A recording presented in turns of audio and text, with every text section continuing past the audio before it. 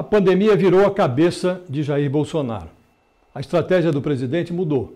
Antes, tudo estava condicionado à agenda de reformas econômicas de Paulo Guedes. Agora, a prioridade de Bolsonaro é reformar o ministro da Economia, forçando-o a ajustar o seu plano à nova prioridade do Planalto, os programas sociais. Eu sou Josias de Souza, colunista do UOL, trago para este nosso encontro semanal uma análise sobre os planos de Bolsonaro para utilizar a pandemia como trampolim para a reeleição. O plano A parecia claro, fazer o que fosse necessário para arrancar do Congresso as reformas econômicas.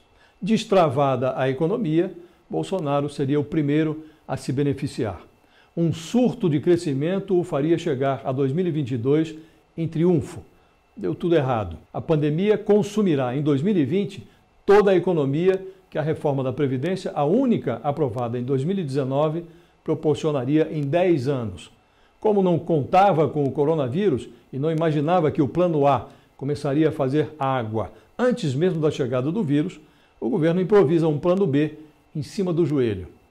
Em março, quando o coronavírus começou a matar no Brasil, Guedes agarrou-se à sua agenda como se fosse a única boia à disposição.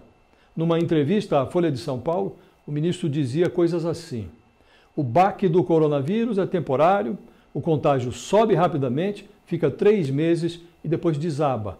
A China já está se recuperando, dizia ele.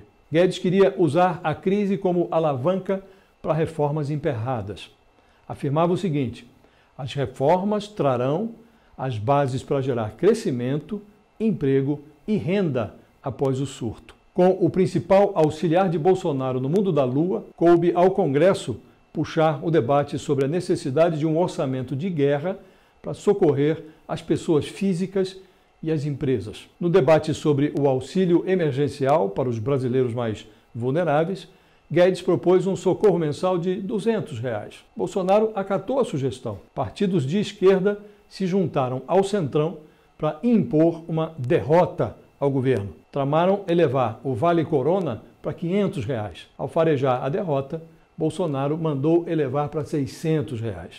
O fiasco virou um prêmio. Antes do auxílio emergencial, a trilha sonora da gestão Bolsonaro era o alarme da impopularidade.